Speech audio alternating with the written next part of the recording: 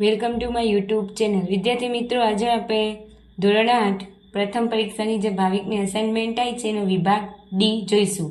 આનાથી આગળના વિડીયોમાં આપણે વિભાગ ડીમાં 1 થી 10ના પ્રશ્નો જોઈ ગયા છીએ. આજે જોઈશું 11 થી 15.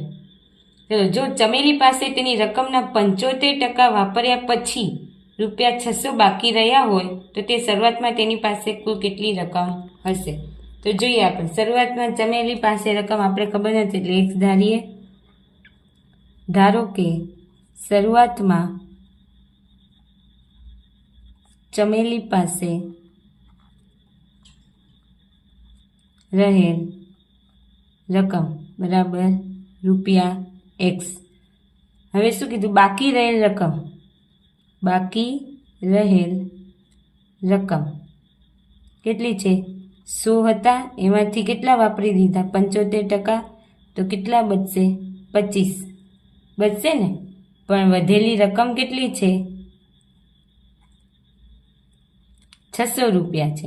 આ 100%ના શું આવે? આપણે 25% આવ્યા એટલે આપણે ₹100 હોય એમાંથી 75 વાપરી દીધા તો 25% છે. તો આ ₹600 આપણે આ ટકામાં શોધ્યા અને આ રૂપિયા તો આપણે અહીંયા 600 આપેલા છે. તો હવે જોઈએ એક્સના 25% બરાબર 600 થાય ને. એક્સના 25%. તો જોઈએ એક્સ બરાબર 600 ગુણ્યા 100/25 100/25 આવશે. કેમ કે અહીંયા હતા ને એક્સના 25%. એક્સ ગુણ્યા 25/100 આવે બરાબર 600 એટલે આ થાય ને. હવે 25 ક્યારે? તો 24. અહીંયા જોઈએ 25/600 કરીએ. 25 × 25 દુ 50. 25 × 25 દુ 50. 25 ચોક 100 થાય એટલે 2400 હશે. ચમેલી પાસે શરૂઆતના કેટલા રૂપિયા હશે? 2500 હશે. સોરી, 2400 હશે. 2500 ને કેટલા? 2400 હશે. ચલો હવે જોઈએ પ્રશ્ન નંબર 12. શું કીધું છે? જો ₹5400માં હેર ડ્રાયર ખરીદ્યું છે એટલે એની વેચાણ મૂળ કિંમત આપણે ખબર નથી. વેચાણ કિંમત કેટલી છે? 5400 છે. જો 18% જીએસટી લાગ્યો હતો તો જીએસટી પહેલાની કિંમત શોધો. તો આ તો ખરીદ્યું છે અને જીએસટી સાથેની છે એની વેચાણ કિંમત. તો આપણે જીએસટી પહેલાની એક રકમ શોધવાની છે. લખીએ. ધારો કે મૂળ કિંમત ₹100 હોય, આપણે લઈએ ₹100 છે. તો વેચાણ કિંમત વેકી એટલે વેચાણ કિંમત. મૂળ કિંમત પ્લસ જીએસટી. હવે મૂળ કિંમત કેટલી છે? x અથવા તો 100 છે. મૂળ કિંમત કેટલી છે? 100 છે અથવા ની 100 છે. પ્લસ જીએસટી કેટલા છે? 18 એટલે 18%. 100ના 18% 118 થાય. આને કરીએ એટલે 18 થાય ને. 118 એટલે વેચાણ કિંમત ₹118 છે. હવે જોઈએ આપણે વેચાણ વેકી બરાબર ₹118 હોય ત્યારે મૂળ કિંમત કેટલી હોય? ₹100. વેચાણ કિંમત આપણી જોડે કેટલી છે? ₹5400 હોય તો એની મૂળ કિંમત કેટલી થાય? તો 5400 ગુણ્યા 100/118 થાય. ચલો 2 વડે 59, અહીંયા 2700. 27 દુ 54 થાય.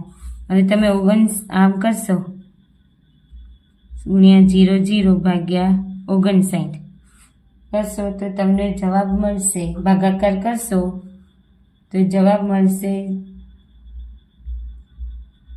₹4576.27. 59 ચોક કેટલા થશે? 236 એની તમે બાદબાકી કરશો એટલે 340, 59, 50, 295 એવી રીતે ભાગાકાર કરી અને જવાબ આવશે 4576.27 રૂપિયા. ચલો હવે જોઈએ 13મું. શું કીધું છે? વેચાણ કિંમત. કેટલી કીધી છે વેચાણ કિંમત? દરમિયાન એક દુકાનદારમાં બધી વસ્તુની છાપેલી કિંમત પર 10% વળતર મળ્યું હતું. 10% વળતર એટલે તમારે ડિસ્કાઉન્ટ. તો એટલે વેચાણ દરમિયાન એક દુકાનમાં એ બધી વસ્તુમાં 10% ડિસ્કાઉન્ટ હતું. તો એક ગ્રાહકે એક જોડી જીન્સ અને રૂપિયા 1450માં અને 2 શર્ટ દરેકના રૂપિયા 850ની છાપેલી કિંમત પર કેટલા રૂપિયા આપવા પડશે? આ તો એની છાપેલી કિંમત હતી. એક જીન્સ હતું એ કેટલાનું હતું? 1450 રૂપિયાનું. અને 2 શર્ટમાં એક શર્ટનું 850 હતા, તો 2 શર્ટના 1700 રૂપિયા થાય ને, આના ડબલ કેટલા થાય? 1700. તો આપણે હવે એ ખરીદશે તો એને કેટલા રૂપિયામાં પડશે? બે ભેગું થઈને કેટલા રૂપિયા આપવા પડશે એ શોધીએ. તો પહેલાં તો જોઈએ જીન્સની છાકી એટલે છાપેલી કિંમત બરાબર રૂપિયા 1450. હવે ડિસ્કાઉન્ટ એટલે વળતર કેટલું છે? 10% છે. તો આપણે કરીએ 445 રૂપિયાના 10%. તો આવશે 1450ના 445 નહીં, 1450 ગુણ્યા 10 ભાગ્યા 100, 0 0 10 10 એટલે કેટલા આવ્યા? 145 રૂપિયા આવ્યા. 145 રૂપિયા ડિસ્કાઉન્ટ થાય ને, એટલે જીન્સની વેચાણ કિંમત વેકી કેટલાની હતી? આમ જોઈએ તો આપણે 1450 લખેલા હતા ઉપર તમે જ્યારે લીધું ત્યારે, અને તમને કેટલા 145 રૂપિયા ડિસ્કાઉન્ટ મળ્યું. 10માંથી 5 જાય તો 5, પછી 0 કેમ? 4માંથી, પછી 4માંથી 1 જાય તો 3 અને 1. તો જીન્સ કેટલા રૂપિયામાં પડી તમને? 1305 રૂપિયામાં. છાપેલી કિંમત કેટલી હતી? 1450. એના 10% ડિસ્કાઉન્ટ હતું ને એટલે. ચલો હવે એવી જ રીતે શર્ટ. તો શર્ટ 2 શર્ટ છે, 2 શર્ટના છાપેલી કિંમત 850 ગુણ્યા 2 એટલે થાય 1700 રૂપિયા થાય. આમ તો 2 શર્ટના થાય. હવે એમાં કેટલા ટકા ડિસ્કાઉન્ટ છે? 10%. તો 1700 ગુણ્યા 10/100, 0 0 એટલે 170 રૂપિયા 2 શર્ટની પાછળ તમને ડિસ્કાઉન્ટ મળ્યું. હવે છાપેલી 2 શર્ટની 2 શર્ટની વેચાણ કિંમત કેટલી આવે? જો 1700 હતી ટોટલ, એમાંથી તમને 170 ડિસ્કાઉન્ટ થયા 0. 10માં 7 જાય તો 3, 6માંથી 1 જાય તો 5 અને 1ના 1 એટલે 1530 રૂપિયાના તમને 2 શર્ટ પડ્યા. હવે ટોટલ તમે દુકાનદારને કેટલા પૈસા આપશો? તો 305 વત્તા 1530, 5, 3, 8 અને 2 એટલે 2835 રૂપિયા તમે દુકાનદારને આપવા પડશે. કેટલા? 2835 અથવા 2835 રૂપિયા ડિસ્કાઉન્ટ સાથે. ચલો હવે જોઈએ 14મું. શું કીધું છે? એક ડીલર તેના માલની કિંમતમાં 35% વધુ રકમ છાપે છે. એ જે કિંમત છે એના કરતાં વધુ રકમમાં એના માલ ઉપર 35% વધુ રકમ છાપે છે, તથા છાપેલ કિંમત પર 20% પાછું ડિસ્કાઉન્ટ આપે છે. પોતે જે માલ છે એના જે હોય છે માલ, એમાં જેની કિંમત છે એનાથી 35% વધુ છાપે છે અને પાછું એમાં શું આપે છે? 20% ડિસ્કાઉન્ટ આપે છે. તો તેને નફો થશે કે ખોટ? તેની ટકાવારી શોધો. તો ચલો અહીંયા જોઈએ માલની મૂળ કિંમત ખબર નથી એટલે આપણે ધારો કે x રૂપિયા છે. હવે તે શું કીધું? છાપેલ કિંમત ઉપર માલની છાપેલ કિંમત કેટલી થશે? માલની છાપેલ કિંમત x વત્તા 135x છેદમાં 100. કેમ? 135x છેદમાં 100 એટલે હવે તમે આ કરશો 100 એકા 100x થશે અને આ એટલે તમને મળશે 135x છેદમાં 100 છે ને 100 ના 35% એટલે 135x છેદમાં 100. ચલો હવે વળતર એટલે ડિસ્કાઉન્ટ કેટલું છે? 20%. તો જોઈએ 135x છેદમાં 100 ના 20% વળતર એટલે ડિસ્કાઉન્ટ. તો કરીએ આના 20%. 135x છેદમાં 100 ગુણ્યા 20 છેદમાં 100. 0 0 2 એકા 2 2 પંચા 10 5 એકા 5 દૂ 10 અને 5 સત્તા 35 એટલે 27x છેદમાં 100 આવ્યા. આ કેટલું વળ્યું? ડિસ્કાઉન્ટ સાથેની. હવે એની વેચાણ કિંમત વેકી બરાબર છાપેલ કિંમત માઇનસ વળતર. જોઈએ છાપેલી કિંમત કેટલી મળી હતી? 135x છેદમાં 100 અને વળતર 27x છેદમાં માઇનસ નહીં ગુણાકાર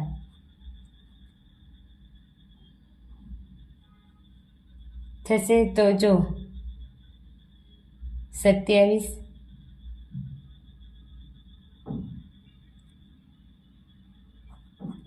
વેકી શોધવાની છે ને આપણે. વેચાણ કિંમત વેકી બરાબર છાકી માઇનસ વળતર. છાકી કેટલું આવ્યું? 135x છેદમાં 100 માઇનસ 27x છેદમાં 100. 135માંથી 27 જાય તો 108x છેદમાં 100. કેમ? બેના છેદ સરખા છે એટલે. ચલો હવે આ શું આવી? તમારી વેચાણ કિંમત. હવે મૂળ કિંમત કેટલી હતી? x હતી. હવે x કરતાં વેચાણ કિંમત વધુ છે. મૂળ કિંમત કરતાં વેચાણ કિંમત કેવી છે? વધારે હોય. મૂળ કિંમત કરતાં વેચાણ કિંમત વધારે હોય તો શું થાય? નફો થાય ને. તમે 10 રૂપિયાની લાયા વસ્તુ અને 15માં વેચી તો નફો થયો ને. એવી જ રીતે x રૂપિયામાં લાયા હતા અને 108x છેદમાં 100માં વેચી એટલે એને નફો થયો. હવે નફો કેટલો થયો એ શોધવા માટે તમને કીધું તું આ તમે 15માં લાયા અને 10માં વેચી તો અહીંયા વેચાણ કિંમત કેટલી છે? 108. નફો બરાબર વેકી માઇનસ મૂળ કિંમત. હવે વેચાણ કિંમત કેટલી હતી? 108 કીધું ને તમને. 15માં વેચી તો નફો કેટલો થયો શોધો. 15 માઇનસ 10 કરીએ. મૂળ કિંમત x એટલે જોઈએ 100x આવશે. અહીંયા લસા લઈએ તો 108માંથી 100 જાય તો 8x છેદમાં 100 મળ્યું. હવે તમારે શું કીધું છે? નફો કે ખોટ ટકાવારીમાં શોધવાનું છે. તો ધોરણ 7માં તમે નફો ટકાવારીમાં જોઈ ગયા છો. નફો ટકાવારીમાં નફો છેદમાં મૂળ કિંમત ગુણ્યા 100. ચલો નફો કેટલો છે?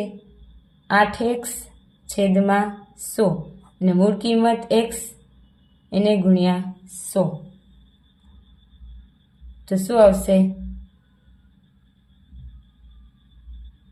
આ 100 નીચે આવશે એટલે અહીંયા લખીએ 8x છેદમાં 100x ગુણ્યા 100 તો x ઉડી ગયા 100 ઉડી ગયા તો કેટલા બચ્યા?